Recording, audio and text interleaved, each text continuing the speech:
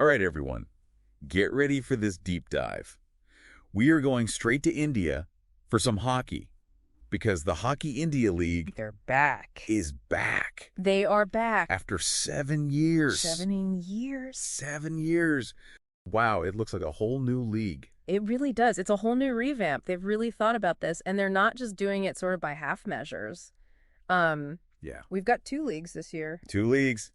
I'm here for it. This is the first time that there's going to be a women's league alongside the men's league. Absolutely. 8 men's teams, 6 women's teams. I know, it's really exciting, right? And I think what's so cool about this, too, is if you think about it, the Indian men's team obviously saw a huge boost from the previous HIL seasons. You know, went on to win Olympic medals in Tokyo and Paris. Right. And it feels like they're kind of taking that model and saying, hey, let's replicate that success for the women's game, too. And, of course, the Indian women, they missed out on Paris, so Right. the timing of this couldn't be better. It's like they're creating this whole pipeline of talent going straight to the Olympics. Exactly. For the men and now for the women, too. And, you know, it speaks volumes, I think, about the growth of women's sport in India. You know, we've got Yeah. the Women's Premier League now in cricket, and now hockey's joining the party. It's a great time. Yeah, it's not just having the league, though. It's the level that we're talking about here, right? Like, they really upped the ante with this one. Yeah. And speaking of upping the ante, did you see this player auction that's happening Oh, tell me about it. October 13th to the 15th? New Delhi. In New Delhi. Get ready, because this is going to be huge. Mhm. Teams are bidding on players in 3 different price categories. You've got the Rs 2 lakh, the Rs 5 lakh, and the Rs 10 lakh. But are you ready for this? Hit me. No upper limit Oh, my goodness. on the bid. So it's like, hold my chai, watch this. And on top of that, you need to have at least 16 out of your 24 players Have to be Indian. have to be Indian, and 4 of those have to be junior players. Exactly. So you've got to have this balance between the homegrown talent. Yeah, and I think that's a really interesting point to bring up, too, because they really are striking that balance, you know, between developing homegrown talent, but also bringing in that global superstar power. Right? And you're allowed up to 8 international players on each team. I know. Imagine Do you imagine the crowds, the energy? Yeah, Mets is going to be electric. It's going to be incredible. Where are they even playing? Okay, so this, I love, they're going all in on 2 venues known for having really passionate hockey fans. Okay. All the women's matches are going to be in Ranchi, Okay. and then Rourkela is going to be the battleground for the men's league. Oh, I like that. I like that a lot. Mark your calendars, folks. Women's final, January 26th. Okay. Ranchi men's final, February 1st, Rourkela. So they're obviously going for that really strong fan base and, you know, shoring up the finances. But there was another thing that's just like mind-blowing.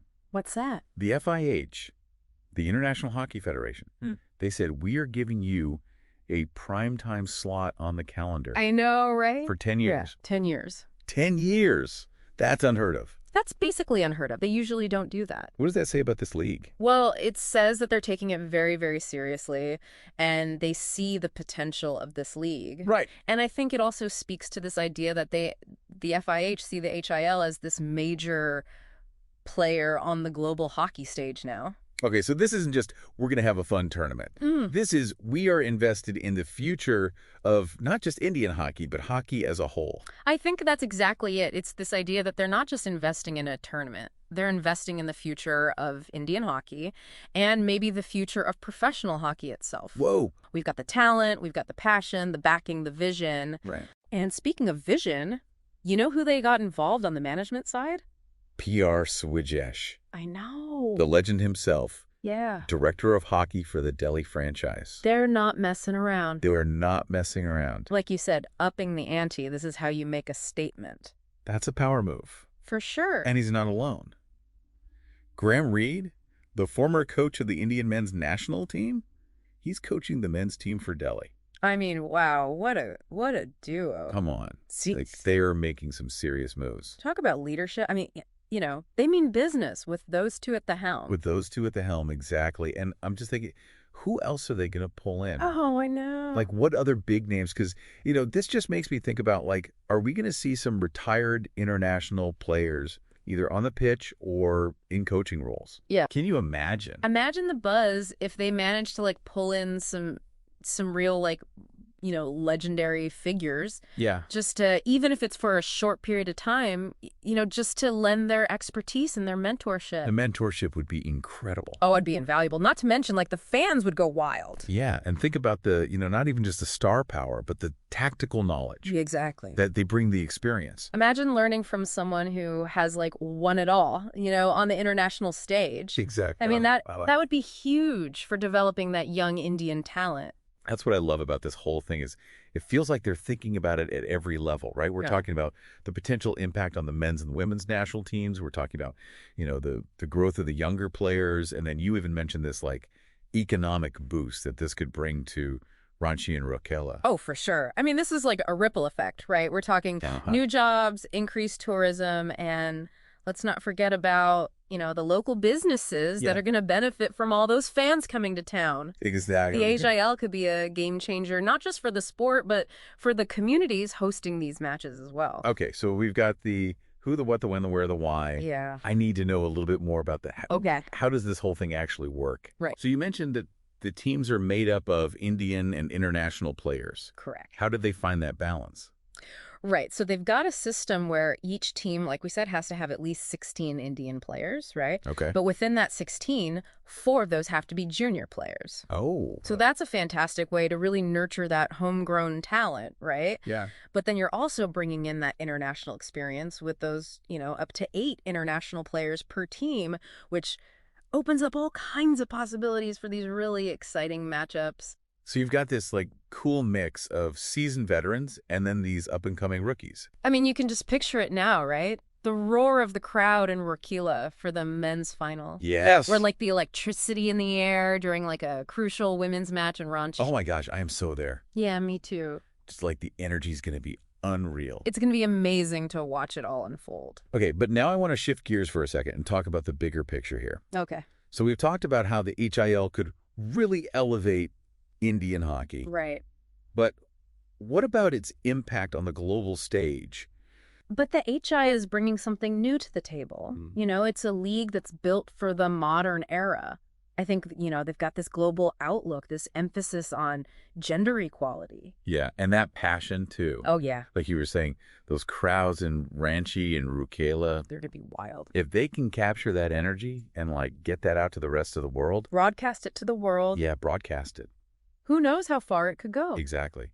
And that's the thing, right? It's about building a brand. It's about telling a story that's going to resonate with fans around the world. Right. It's not just about the games themselves. It's about, building those rivalries, those storylines, personalities, the things that really keep people glued to their seats. Like the NBA? Exactly. Right. They have managed to create this global obsession with basketball. Oh, and if the HIL can do that, I mean, the sky's the limit. the sky's the limit. For sure. Okay, so they need to get those storylines. They need to get that branding down pat. Yeah, and you know what else they need? They need that long-term commitment, and they've got it. They do. 10 years from the FIH? 10 years. That's huge. That's massive. That kind of stability is absolutely crucial. Yeah. But it's not just about, the time commitment. It's got to be high-quality hockey. Right. Consistently. Yeah.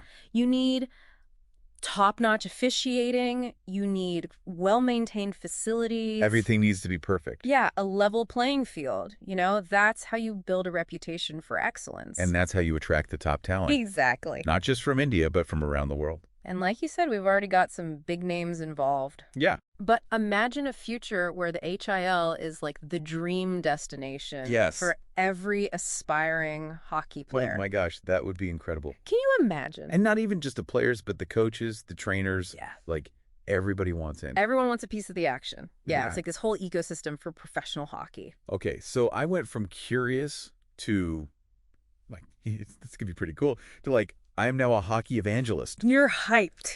I'm fully hyped about this. So for everyone listening who's like me and is suddenly like obsessed with the HIL, what should we be keeping our eye on? What should we be looking out for? Yeah, like what are the make or break things here? Okay, well, first and foremost, keep an eye on this player auction. Oh, yeah. See who's going, what kind of money are these teams spending that's going to tell us a lot about, how seriously everyone's taking this. Right, and then obviously the games themselves. Of course, yeah. Do they live up to the hype? Are we going to see those rivalries emerge? Yeah, are these rivalries going to happen? Are Ranchi and Rourkela going to become synonymous with Indian hockey? I need to know. So many questions. And I, for one, cannot wait to see how it all plays out. Me neither.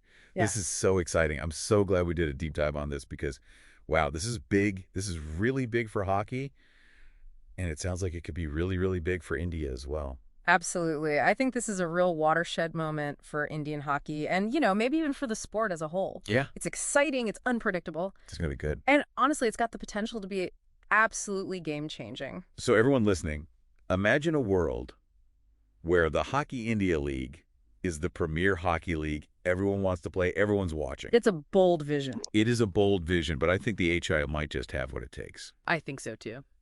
Thanks for joining us for this deep dive into the world of hockey. We will see you next time.